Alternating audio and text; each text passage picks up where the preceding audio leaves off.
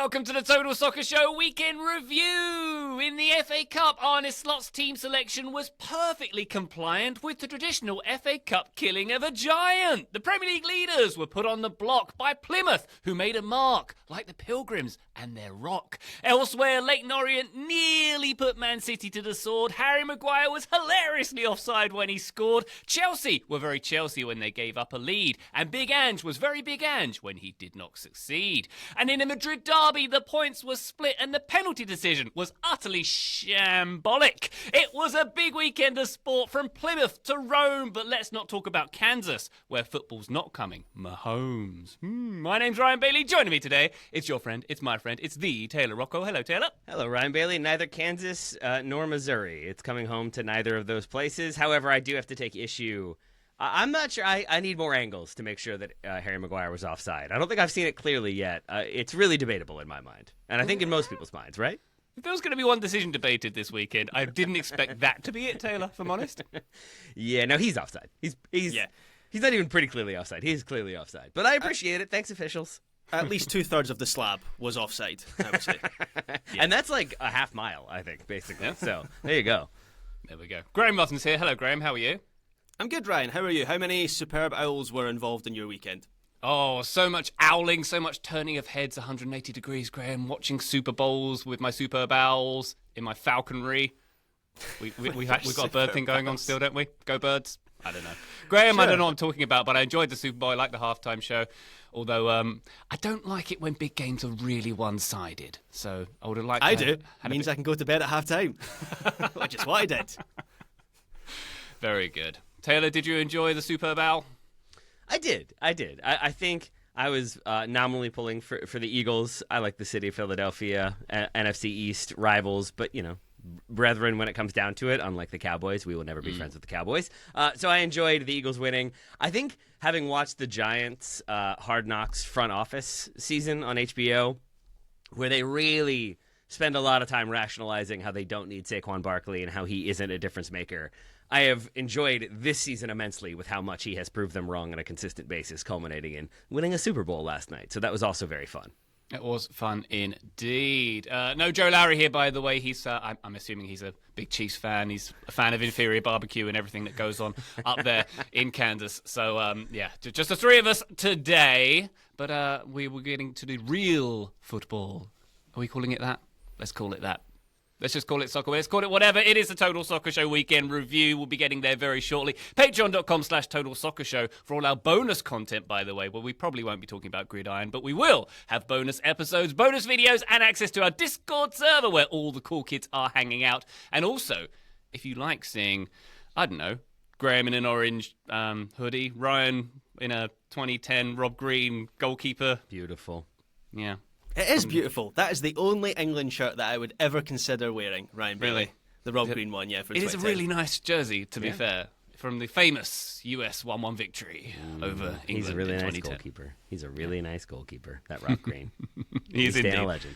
There you go. That's what I'm wearing. Check it out on YouTube. That's where all our episodes go. We're going to get to all the action of the weekend. Let's start off, Graham Ruthven, shall we? In Spain with the Madrid Derby. Real Madrid 1, Atletico 1. Real Madrid holding up, their fans holding up a banner in the Bernabeu ahead of the derby saying, the capital has been white for 100 years. We'll see about how it goes this term, however. Only a point separating the two teams in Madrid at this point after this game where the points were split, of course. No shortage of drama and controversy. Kylian Mbappe rescuing the point for Real Madrid with his 16th goal of the season here.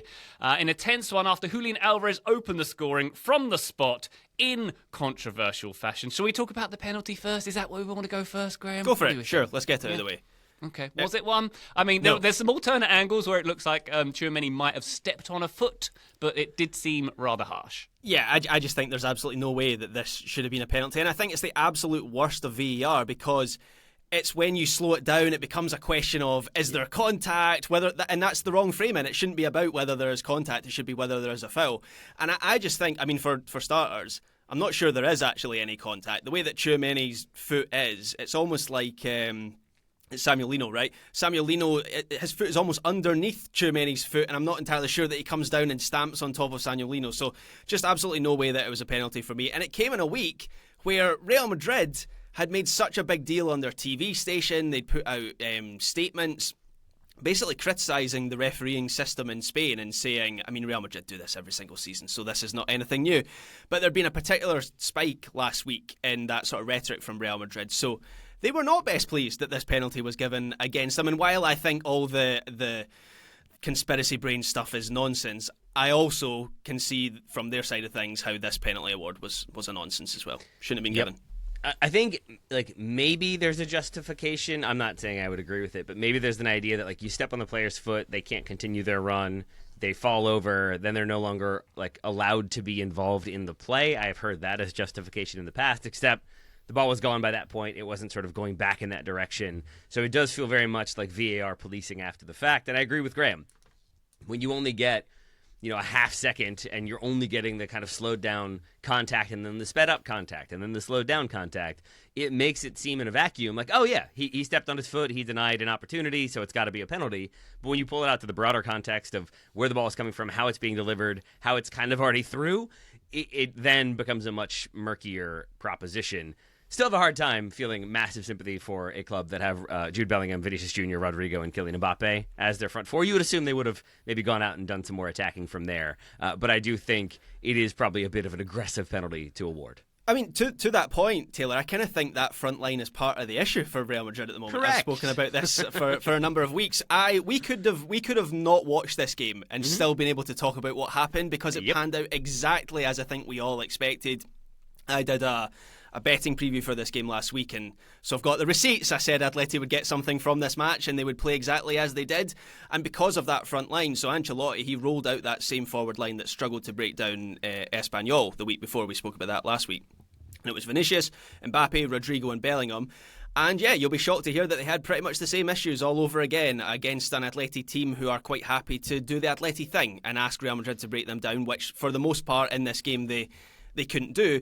And the second half was more positive for Real Madrid, and we can talk about the little subtle changes that happened there. But Atleti, for the most part, I thought this game was played on their terms. This match was like this because it was the way that Atleti wanted this match to be. And I came away from this game feeling better about Atleti's title chances than I do about Real Madrid right now. They seem to have taken a couple steps backward in the last few weeks, I think. Nodding over here, Graham, because I think when it's 1-0 going into the half and there's the dubious penalty, you can see it as okay, Madrid are going to make some adjustments. They're going to come out, Real Madrid are going to come out and be aggressive and kind of try to control the second half. And I think they did for maybe the first 10 minutes of the second half, and I think Rodrigo is key in that. He is making runs, he is riding challenges, he is drawing fouls, he is facilitating the play that leads to the goal off of the Bellingham save, and then is it a save that rebounds to Kylian Mbappe? Yes. Yeah. So it's individual creativity there, and that felt for all the world like, here we go, Real Madrid will score in the 50th, then it'll be a quiet period, then they'll score again in the 75th, and Atleti will threaten, and then they'll get another one in the 93rd. And I think we've seen that script so often of Madrid not really, Real Madrid, not really panicking, not really sort of getting nervous as the game goes on, not letting the dark arts factor in, and instead just kind of grinding their way to an inevitable win. And here, it felt like Atleti played their game and executed their game plan and got the result that they wanted to kind of keep things tight at the top. I agree with you, Graham. I think of the two, I lean Atleti in the title race. Do you think, Graham, that Manchester City were rubbing their hands together watching this? They've got Real Madrid, of course, coming to Manchester on Tuesday in the Champions League phasing knockout playoff, whatever we're going to call them. So do we think, typically vulnerable on the counter they were in this one? Do you think that City will see an opportunity based on this performance?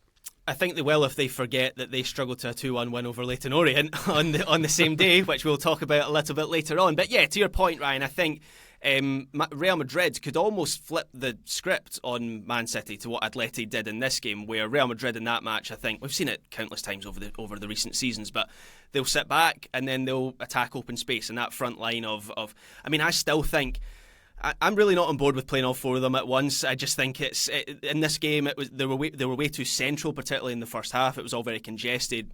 And Real Madrid were trying to get the width from Fran Garcia on the left and Lucas Vazquez on the right, and the two of those players just don't have the speed and the directness and the trickery to get past someone and break into space and make something happen. What happened in the second half was Vinicius got pushed out to the left in possession and Rodrigo got pushed out to the right, and then Bellingham was being asked to make runs into the box as that box crashing chaos merchant, sort of Scott McTominay impersonator that he's become over the last couple of seasons. And it worked for Real Madrid. So if they are able to do more of that in games between now and the end of the season, then maybe I'll be proved wrong and that forward line works. But I just think the balance, they need a bit more cohesion in that forward line, which is why I keep pushing Brahim Diaz in this Real Madrid team. Okay. Graham, what would you set the over-under for goals scored in that game to be? The Man City game you're talking about on Tuesday? Yeah. High, I would say. Right? It seems like it'll be quite a high-scoring game. So look forward to a 0-0, everyone. Well, I just 2.5 maybe, over 2.5 goals. Man, I would go like over 4. Like I think neither defense has fully impressed for me of late, and I feel like both of them have attacks that could click and cause problems. I feel like that could be a really fun, fascinating game, especially with Real Madrid's backline being as it is. That said, I think I've now doomed us to a 0-0 and a dull sort of nobody wants to make a move sort of game, but I would love for it to be stretched and open and defenses not really trying to defend at all. And Lucas Vazquez will be out of that game on Tuesday night as well, so seeing that help. Real Madrid backline on Tuesday night is going to be interesting. I'm not entirely sure how they're going to shape up. Mbappe at right back, anyone? Who says no? Oh, Kylian, right, sure, yeah. Ryan, you speak a nominal amount of French, correct? Un petit peu, oui. How am I supposed to pronounce the young central midfielder turned center back's name for Real Madrid? Aurelien. I'd just say Tchouameni. Is it? Okay. The ESPN broadcasters kept calling him Chouameni. Chouameni, and that was all new to me, so I wasn't really sure if I'd been mispronouncing it this whole time. Was that Steve McManaman, though? Because you can't trust anything he says in that accent. No, I would have heard that accent. I would have figured that part out. We also see my two further observations, Taylor, from this game were, I don't know if you saw the social clip of what Jude Bellingham got caught saying on the sideline mic when the ball went out of play to the assistant referee. He was unhappy that a decision did not go his way, shall we say. And he used language and phrasing which I thought would surely have deserved the booking if it had been at least phrased towards the referee, because it was very out of line. The other thing I wanted to say, the way Graham talks to me when the mics aren't going, that sort of situation. The fury and the venom with which Graham usually treats us off mic, which listener, subscribe to the Patreon if you want to know more about that. He's laughing now, but he won't be laughing later. Don't hurt us, Graham. The other thing I wanted to say, Taylor, Julian Alvarez with the Panenka finish. If you are going to be awarded a controversial penalty, I think it should be the rules that you have to do a cheeky Panenka. So hold on. First of all, is it a true Panenka? It's a great penalty. I love it. But for it to be a real Panenka, does it have to have a bit more scoop on it to be a Panenka? It's got a little speed. The velocity is a little too great for it to be a full Panenka. All the same, it is insulting enough of a maneuver, and I think entirely banked on maybe watching footage and seeing that Thibaut Courtois leaves early. So I wouldn't go it's a full Andrea Pirlo-esque Panenka or a Panenka-esque Panenka, but it was still close enough, and it made me very, very happy. Also, Julian Alvarez continues to make me happy as a neutral. He, once again, did so many things to alleviate pressure for Atleti, including just individual take-ons, including driving runs, including getting shots off, and obviously scoring a half Panenka doesn't hurt either. He remains an incredibly fun player to see play for a fun, if frustrating, Atleti team, which is kind of their brand. It is their brand, and to tackle the latter part there, Taylor, the frustrating part, it felt like they were 2 or 3 passes away every time from being through, and their goal comes from a fortuitous penalty, and it just never felt like it totally clicked for them in the final third. But I agree on Julian Alvarez. He has become one of the most important players this season. I go back to last summer, not to give myself too much credit, but I thought the 70 million euros they paid for him was kind of a bargain for what he was going to do for the Atleti team, and that deal's looking pretty good. There were a few players for Atleti that I was a bit disappointed in.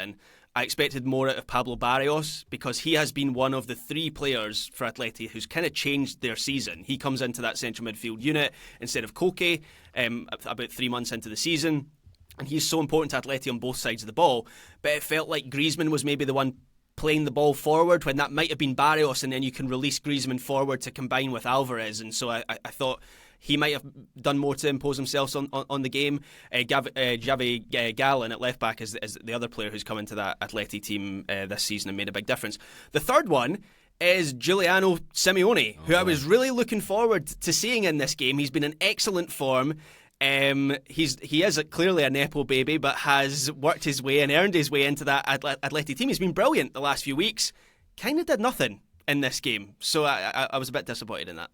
Yeah, sorry to hear it. By the way, not quite Panenka, Penenkini. You going to give me that? I'll give it to Can we you. invent a new term? I'll give it to you. Thank you. Thank you very much. I like what you did. All right. Just 2 points separating the top 3 teams at the top of La Liga now. Real at the top with 50 points. Atleti behind them on 49. Barcelona catching up, perhaps the true winners of the Madrid Derby this weekend. They had a 4-1 win at Sevilla this weekend. Robert Lewandowski, Fermin Lopez, Rafinha, who, lest we remind ourselves, he used to play for Leeds, that guy. Look at him go. And Eric Garcia getting the other goal to bring them within 2 points of the top of the table, Graham. It is an exciting title race. Absolutely, and this season in Spain has kind of become exactly what I wanted it to be, which is the campaign has ebbed and flowed in different directions, where a couple of months ago I thought it was Barca's to lose, then a few weeks ago I thought it was Real Madrid's to lose. Sitting here right now, I'm thinking Atleti are the team that are going to get it done. I couldn't call it at this point, and this Barcelona result coming after the Madrid Derby, of course, puts real pressure on Real Madrid, and Barca were really impressive in this game, and they had to play the last 30 minutes with 10 men after the red card to Fermin Lopez, which was deserving of a red card. It was a bad tackle. But Barca took a grip of things, and we've seen them earlier in the season. I'm thinking of the Monaco game away in the Champions League where they went down to 10 men and they weren't able to hold things together. So this was an improvement. It feels like they've learned from that experience. And it's a shame that Joe isn't on today's show, because his boy, Pedri, I thought had one of the best games I've ever seen him have. And he's having an incredible season, but even by his usual standards, he was brilliant in this game. Just looking through the number sheet, he created 5 chances from open play, which was his joint most in a league game ever. That was also the same number as the rest of his teammates combined. It was more than Sevilla created as a team in the entire game. And we've spoken a lot about Lamine Yamal this season, and with good reason. Pedri's right up there in the discussion about best players in the world. And what I think is interesting about Pedri is when he first broke through, I thought he was going to be very much a sort of attacking midfielder on the edge of the box, and he still ends up in that area of the pitch. But as he's maturing and in this Barcelona team for Hansi Flick, he's becoming their pace setter. He will play from deep. He does the Xavi thing and the Iniesta thing at the same time. He's just a hugely impressive player, and as I say, this was maybe the best I've ever seen him play. Graham, as you talk about best players in the world, there's one you left off your list. I just wanted to make sure you gave him his flowers. He comes on as a substitute. He scores a goal. You feeling Eric Garcia these days? Yeah, Ryan mentioned him in his lead into this section. I'm just ignoring it. It's happening. Yeah, not taking the bait. And again, he's going to save it and yell at us after we record. There we go. He will. All right. Well, a former Man City youth product, Eric Garcia. That is my tenuous link to Man City having some struggles in the FA Cup, which we'll discuss, and much more after this short break. Join us then. Total Soccer Show, welcome back to the weekend review. We go now to the FA Cup 4th round. And why don't we go down to the southwest of England, where Plymouth pulled off a famous giant killing, a 1-0 win over Liverpool. Ryan Hardy with the penalty to make the difference after Harvey Elliott did some kind of volleyball block to concede the penalty in this one. Plymouth, lest we forget, bottom of the Championship, beating Liverpool top of the Premier League in this one, albeit a rather second string Liverpool side. 10 changes that Liverpool made here. And we had, I would say, the tensest 9 minutes of extra time, or injury time, we should say, in recent memory, just seeing whether Plymouth could hang on. And they did. Yeah, I've become a bit of a cynic with the FA Cup, and I sometimes struggle to muster enthusiasm for matches like this one. Heading into this weekend, we will often sort of plan ahead or what games we're going to watch for weekend review ahead of time, and I remember a discussion last week and we were sort of like, not totally sure where we're going to divert our attention for the FA Cup this weekend.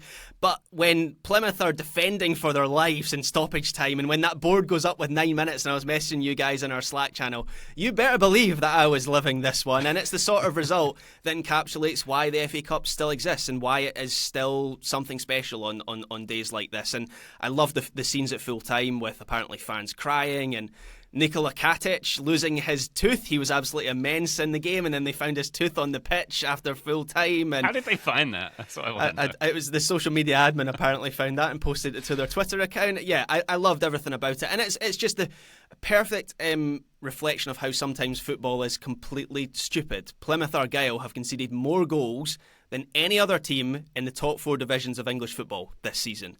They were playing the top scorers in the Premier League. and they kept a clean sheet and went through to the FA Cup. It's nuts. Were they playing the top scorers? That's the thing that I struggle with, Graham, because I want to believe in the magic of the cup. I want to get enthusiastic about this. There is the difference of £350 million in their wage bills. At the same time, wait, who's the majority of the what? Which one was higher? Just to clarify. I think Plymouth. I could be wrong. I'll have to check. I believe the majority of that $350 million was not playing for Liverpool this weekend, and so there is that sort of downside to this. If it was like a full-strength Liverpool team, then getting knocked off by Plymouth, that's the biggest news ever. This one is sort of like, Liverpool second string. You would have thought they could have gotten it done. It is Liverpool's second string, but their front line that starts this game is Luis Diaz, Diogo Jota, and Federico Chiesa against the bottom team in the English Championship. Like, not bad. And they couldn't score a goal. Like, that's where they failed, was Liverpool didn't have any attacking ideas.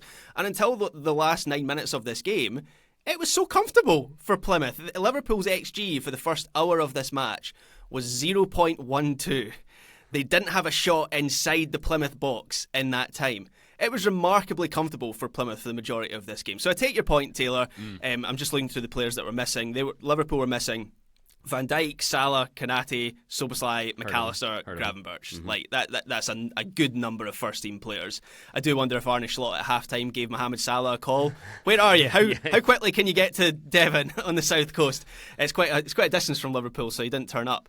But nonetheless, that is still a Liverpool team that should be getting the job done against a team of Plymouth's quality. If you are a Premier League supporter of a different club and you are trying to talk yourself into why it won't be Liverpool's title this season, I think the recurring argument has been about their depth or lack thereof, or some of the lacking in quality of that depth. And maybe this is the game that you could point to as being a reminder that if they don't have some of those key players, some of those starters, there is less fluidity in the way they're going to attack. There is less connectivity and cohesiveness in the way they're going to play. So that is maybe still some work to be done for this season, not in the FA Cup, obviously, but at the same time, it's a heavily rotated team. I do wonder how much this was a priority for them, but it's still a great win, taking nothing away from Plymouth.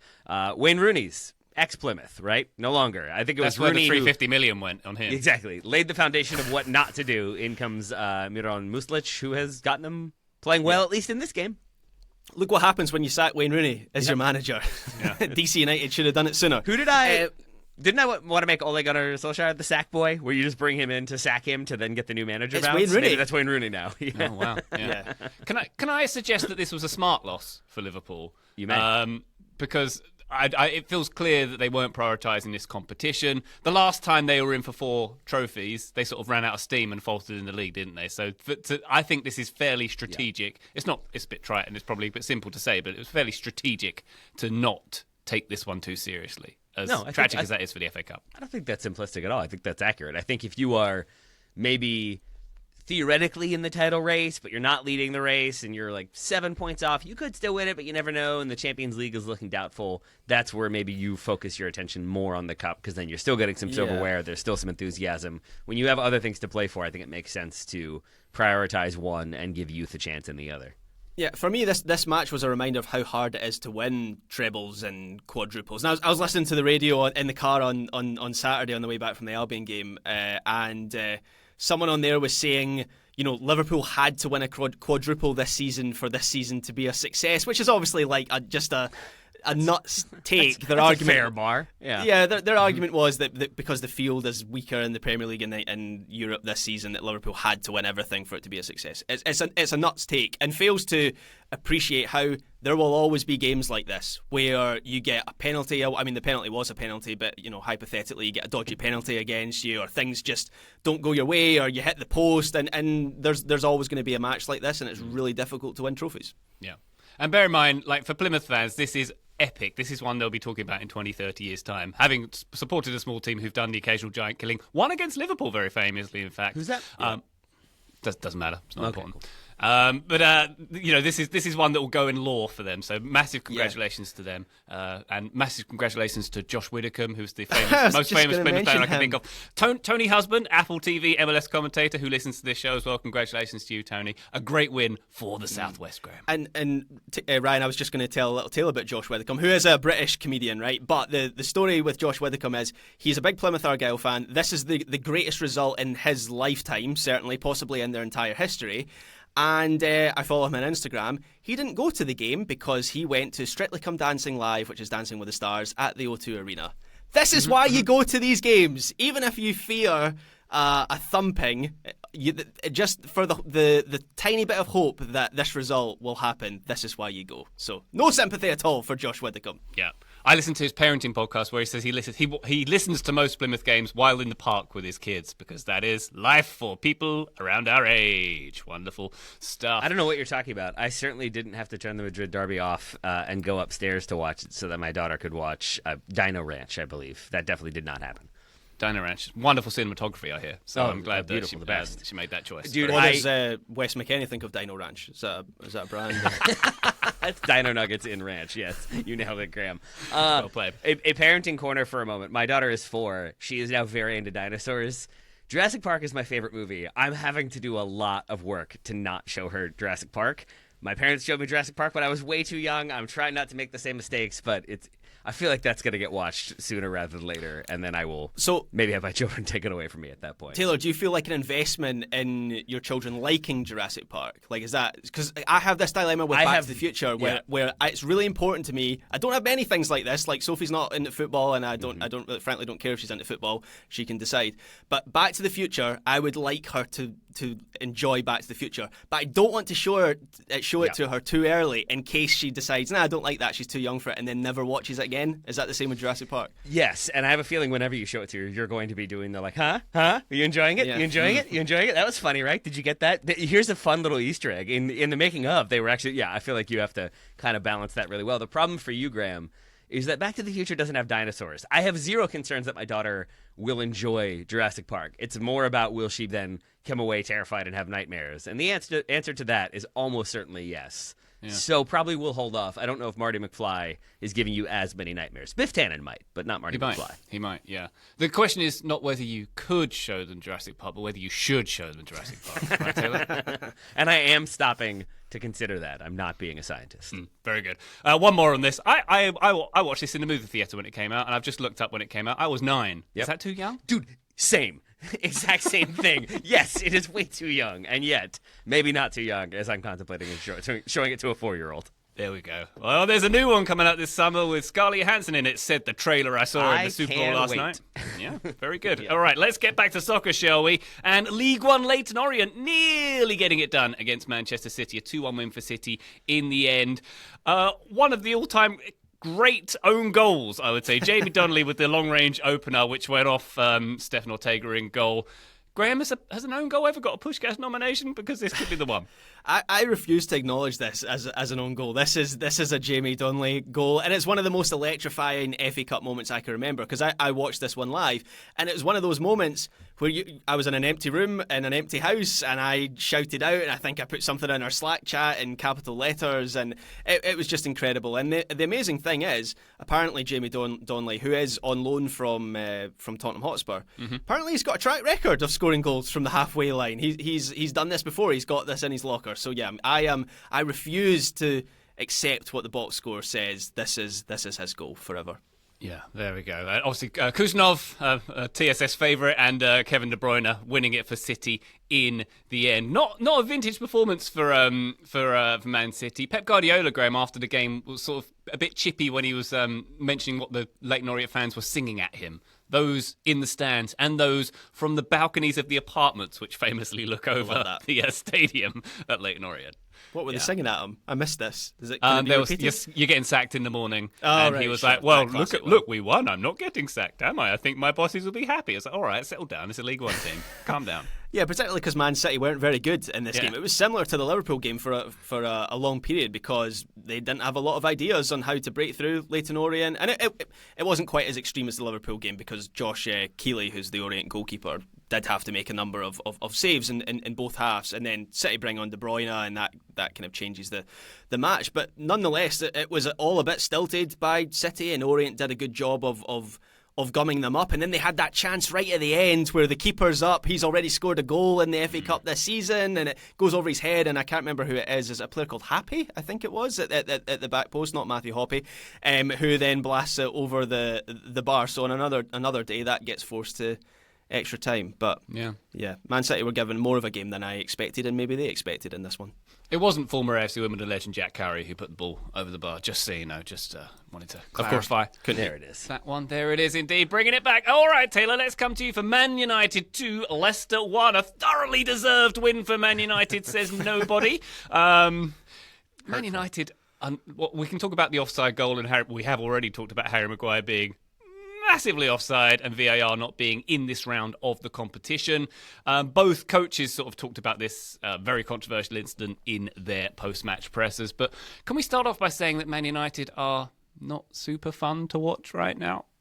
What do you mean, Ryan? You didn't enjoy them sort of not knowing what to do with the ball centrally and recycling possession and trying to do something but inevitably just kind of going long? That didn't do it for you? I mean, I think if you want to go grasping at straws, which I think I said in our group chat I am inclined to do with this team. Grasp away.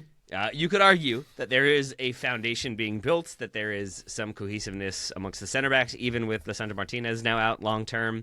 There's an idea that like maybe you are building the foundation, building the possession structure to then implement a better attacking game, especially then once you have this summer where you can spend money. But that is a lot of straw grasping because in the meantime, you still have to win games and play well.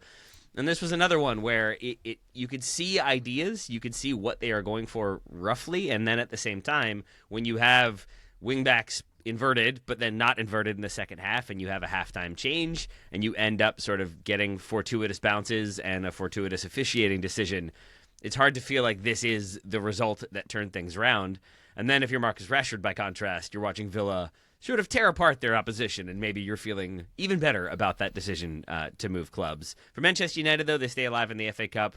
It gives them a little bit more breathing room. It takes a little bit of pressure off of Amorim. He's not going to be the manager getting the should he be sacked headlines for the next 4 days, so at least there's that. Yeah, I watched this one on Friday night and frankly wish that I hadn't. Yep. I switched over to... I was going back and forth between Ayr versus Hibs in the Scottish Cup, which, Taylor, I know that was your second. I thought you were saying Dino Ranch, sorry. Dino Ranch, yeah, that was on my third screen. But I did watch quite a bit of the second half after Alejandro Garnacho came on, and I feel like... I mean, it's nuts to me that Manchester United ever considered selling him, because while he is terribly raw still in a lot of his decision makings. There's a moment in this match where he bursts through into the box and he has this terrible shot at the near post, and it's just terrible execution. I need to double down for people who didn't see.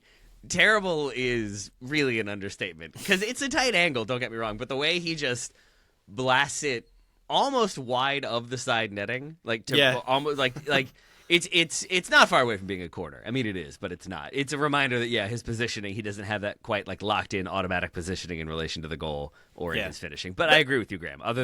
Show me a Manchester United player who gets, not to do a Joe impression here, but show me a Manchester United player who gets into that position before he comes onto the pitch. And one of the things that came out about Garnacho when they were apparently considering selling him to Chelsea this was reported in The Athletic by Laurie Whitwell, was apparently Manchester United are frustrated with how he doesn't go past a man often enough. He's the only player in the team who tries to do that. I don't understand, are the other players satisfactory in their ability in that sense?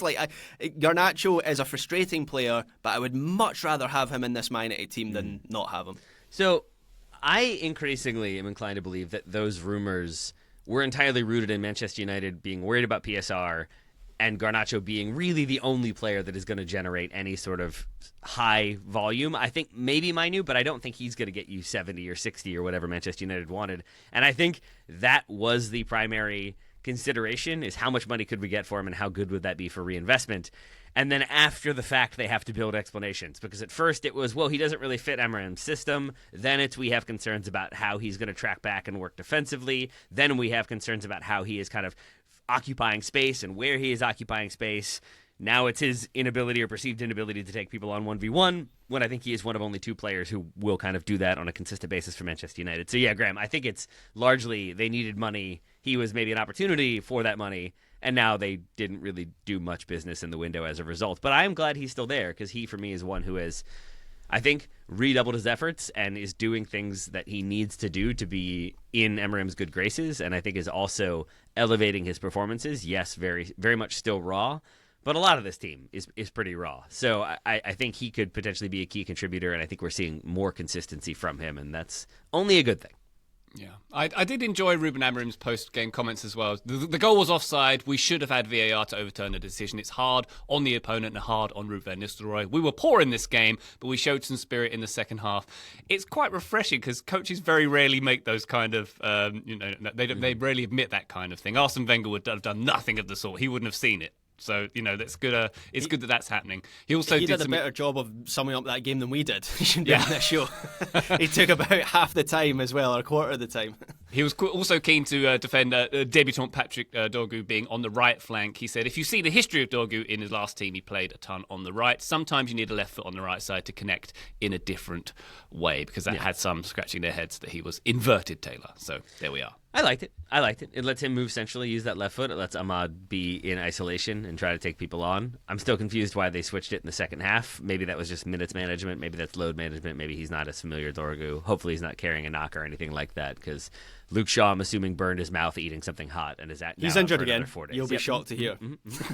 He was back for 3 days, now injured again.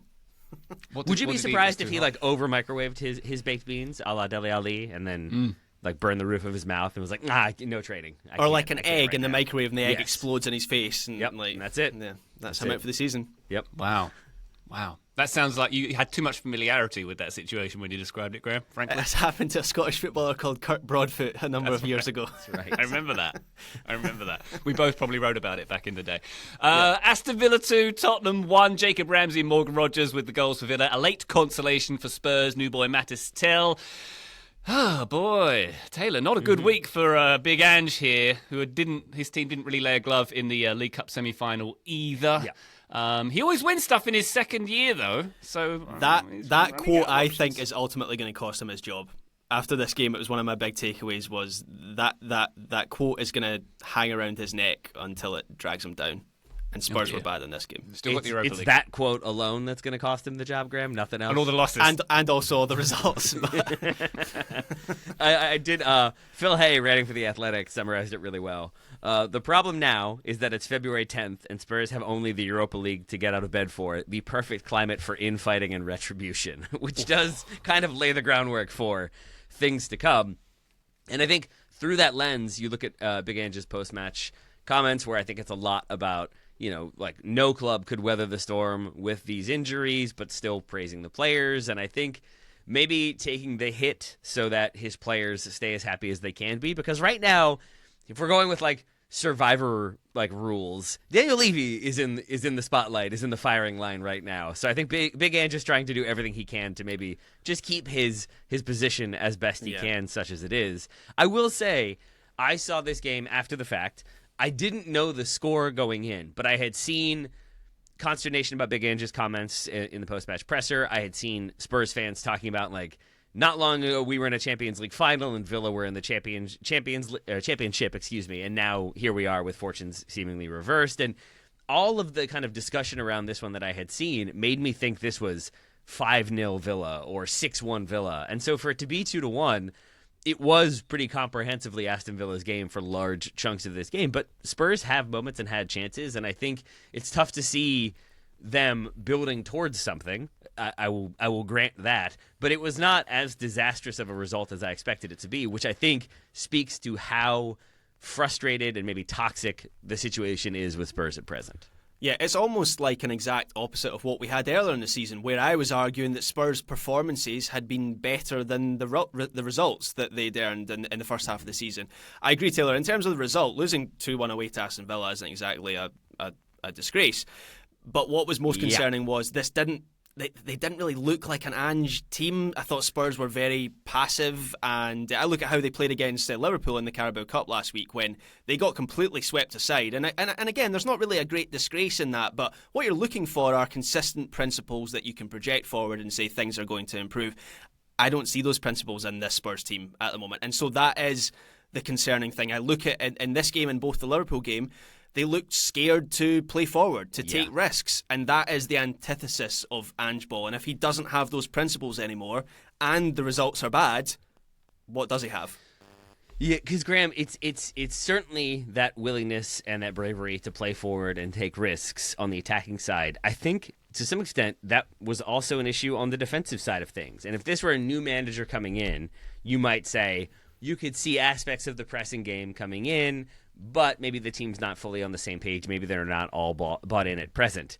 That is not the situation here. And so those first 20 minutes of this game where Villa, it could have been 3-0 inside of 20 minutes. Having said what I said previously, I will acknowledge that Spurs were so wide open so consistently because they would commit Pedro Porro into pressing higher up the pitch. They would commit that front four, sometimes even that front five. And so oftentimes it would be like a 5-0-1-4 sort of shape, or basically way too much space between the pressing lines. And oftentimes it was 6 sort of pressing attackers, then a huge amount of space, and then 4 defenders backpedaling. And Villa just kept playing through it. It's not as though the press really made them uncomfortable. It's not like they were just hoofing it long and hoping.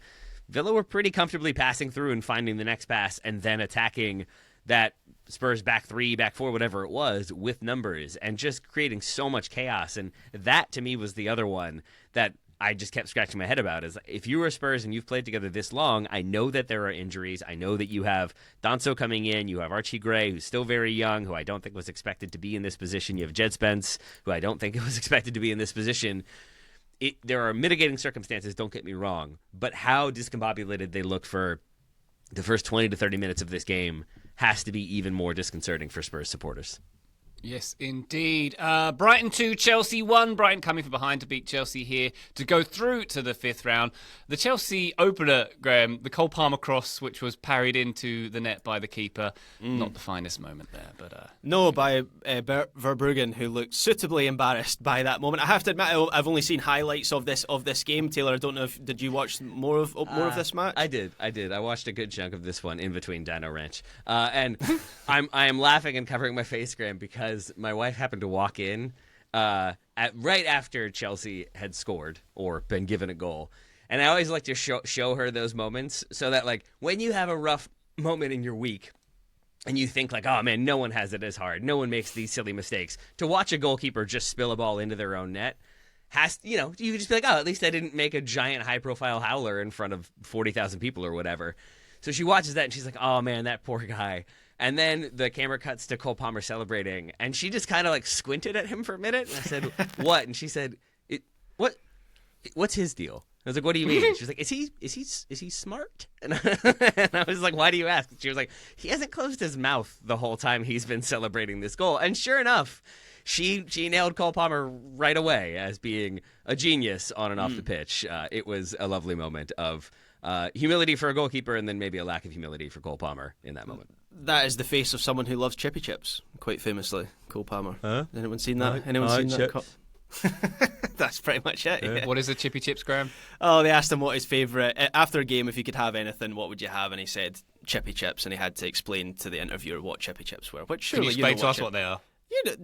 From a chip shop in the UK, right? How long have you been out of the UK that I'm having to explain this? Oh, chips from a fish and chip shop. That's what. Yeah, chippy thicker chips, you know what I mean? Salt and vinegar. A fish and chip shop, Taylor, is called a chippy. Just to. I knew that, Ryan. Don't try to explain this to me. You're the one who was flummoxed by this. Look, just because you spend all your time at a Panera where chips are chips and not whatever you guys call them. Give me a bland soup and some crusty bread any day, Taylor. That's what I say. Another couple of games to look at. Newcastle 3, Birmingham 2. That one was at Birmingham. Joe Willock with the brace and then Callum Wilson. Newcastle on course, Graham, for 2 Wembley appearances now, after, of course, securing their League Cup place. And this was a wild match. I ended up watching this one live, and I'm glad I did. It was a real test for Newcastle because they rotated their team. Joe Willock, Lewis Miley. I'm just looking through their team. Callum Wilson, William Osula, who was not a player I was overly familiar with, starts on the right side of their attack in this game. And Birmingham gave it a right go. They scored after the first minute. The goal by Tomoki Iwata was one of the goals of the season so far. I don't know if the two of you have seen this goal, but It's actually rising up into the roof of the net when it crosses the line. It never comes. You think of the common trajectory of a shot. The shot's coming down by the time it gets into the back of the net. It's still rising up. It could still be up there 2 days later. That shot from Iwata. So very much enjoyed that. And I know Birmingham are a League One team right now. but that doesn't quite explain where they are at the moment. They have spent a lot of money. They've got players who really should be at championship level or higher. Of course, Tom Brady involved in that ownership group. And they put on a real spectacle on and off the pitch. I don't know if you saw the fireworks show, like the Super Bowl style fireworks show they had before the game, and the atmosphere was, credit to their fans, seemed electric. So I think Birmingham City are very much a Premier League club in waiting. They seem to be in a rush to get back to the Premier League. Yeah, a lot of excitement in that area of the world. Black Sabbath have announced this summer they're doing their reunion, so they're all very excited. That's what the fireworks are for, I imagine. I then also saw a picture of Ozzy Osbourne, and I'll believe that reunion when I see it in the summer. Put it that way. We'll see. Poor Ozzy. Yeah, never mind. I was going to make a mean joke. I'll leave it there. Was it about brown M&Ms and he wouldn't go on stage that night, Taylor? No, it was going to be Ozzy Osbourne's body will maybe be there. Oh boy, let's one more quick FA Cup game. Bournemouth with a 2-0 win at Everton. The final FA Cup game at Goodison Park ends in defeat for Everton. Graham, unless you have any more to say on that game, should we take a little breaky wakey? I don't have much to say on that game. I did enjoy the Everton tweet after this match of what will you miss about Everton FA Cup matches at Goodison Park, and the top comment from an Everton fan was the booing, which it felt apt for Everton. Wow. They need to show that the games on Fox, then the booing gets turned into cheers. Anyway, I'm editorialising. Let's take a quick break. When we come back, we're going to go around the continent to the Bundesliga and Serie A, then we're going to get out of here. Join us then. Total Soccer Show, welcome back to the weekend review. Let's go to the Bundesliga, shall we? Niko Kovac is in the hot seat at Dortmund, Taylor. Didn't quite go to plan his debut. A 2-1 home defeat at the hands of Stuttgart. Only 2 wins in the last 8 for Dortmund. That shit needs to be turned around, doesn't it? Is the seat hot because it was previously hot? Is it an existing hot seat, or has he then made it hot by the failure to get a result in the first game, in your mind? An egg exploded from the microwave all over it. That made it hot. Good stall. Good bypass. Yeah, I mean, certainly not the result I think he would have hoped for. I think about at this point, it is about sort of damage control for Dortmund. Maybe you get back into the European places. It's not like they're so far off. I think they're 4 points off of a Europa Conference spot, and that would make them, 7 points, something like that, maybe even fewer off of Europa League. So they could get back in there, but I think right now it's about stabilizing, figuring out the team, figuring out the players, and then seeing what you can do from there with an eye towards the summer.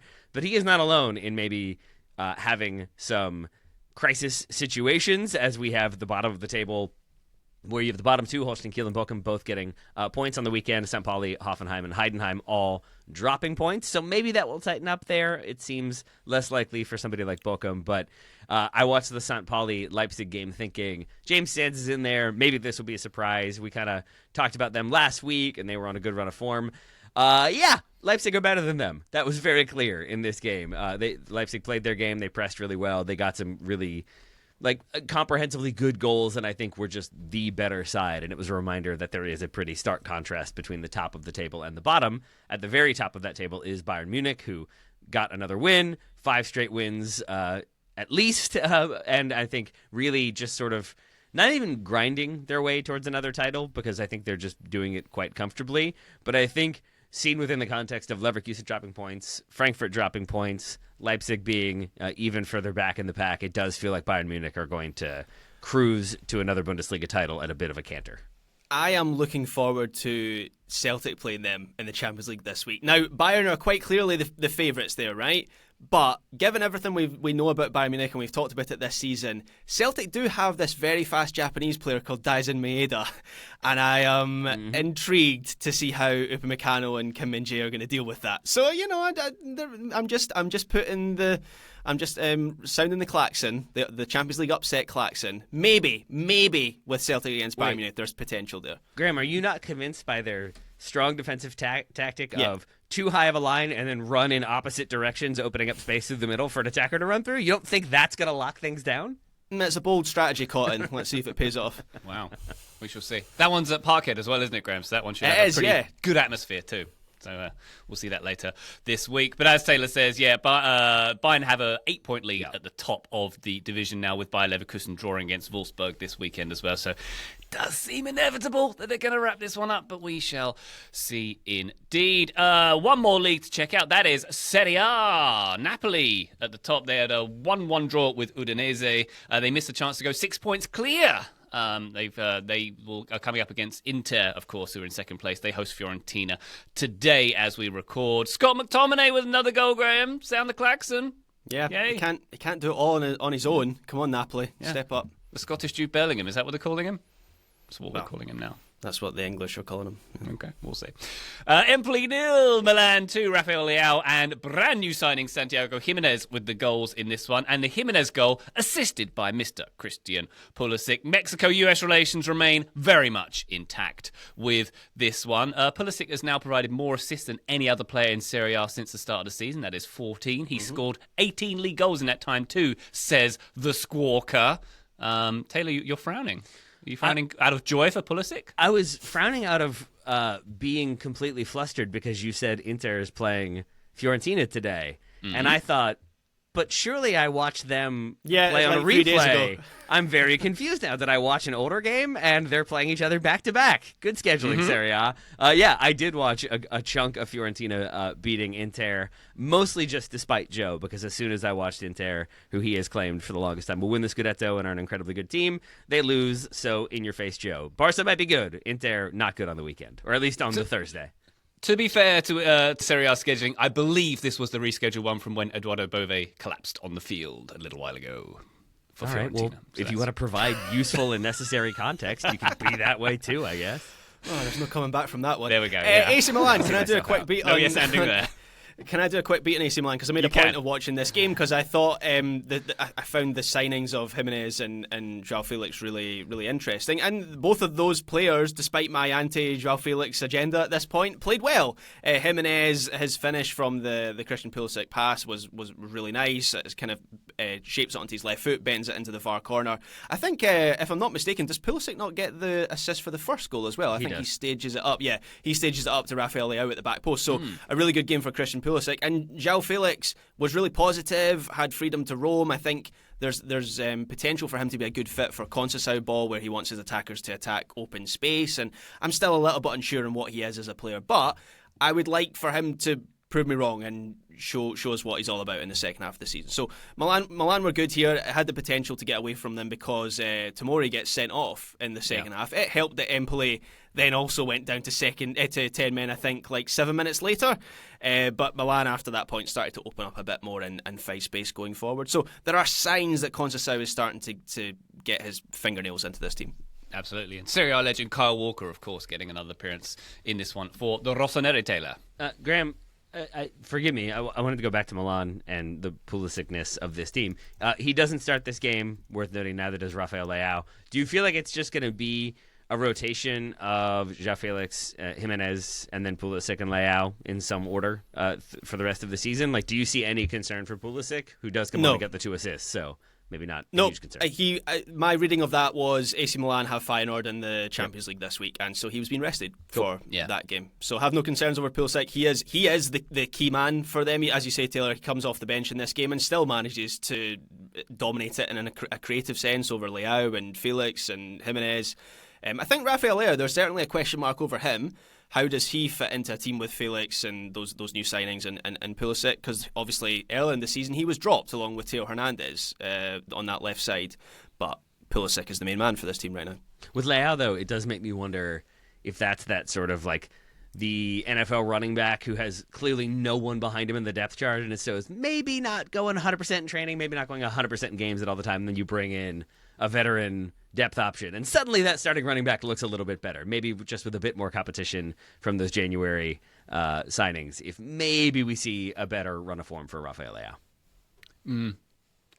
Consistency is not his strongest virtue. You guys seem very sold on that idea, is what I'm getting from that. Crickets of silence. I used to say the same thing about Ousmane Dembele. He's got 13 goals in his last 6 games for PSG, so who knows, maybe he's the next Dembele, and I mean that in a positive way. Wow, we shall see. There we go. Let's wrap up the weekend review right there. Taylor Rockwell, thank you very much indeed for all of your viewing of Dino-related media and otherwise. My pleasure. And Graham Ruthven, same thing to you. Thank you, Ryan Bailey. Careful with that egg out the microwave. Always will be. Listener, thank you very much for joining us on this one. We'll be back on the feed very shortly, but for now, bye!